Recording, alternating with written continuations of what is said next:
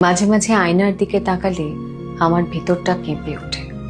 আমি যাকে দেখি সে দেখতে আমারই মতন, কিন্তু সে ঠিক আমি নই।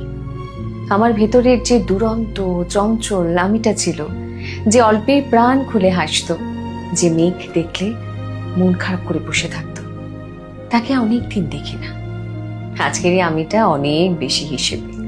সে ভালোবাসার আগে লাভ ক্ষতি বোঝে, স্বপ্ন দেখার আগে বাস্তবতা নিয়ে ভাবে, আর কাঁদার আগে চারপাশটা একবার দেখে নেয়। আমার খুব জানতে ইচ্ছে করে আমার সেই পুরনো আমিটা কোথায় হারিয়ে গেল।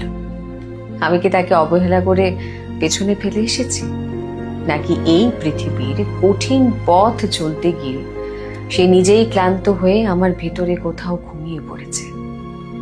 সত্যিটা হলো, আজকের এই সফল গোছানো আমিটাকে গড়তে গিয়ে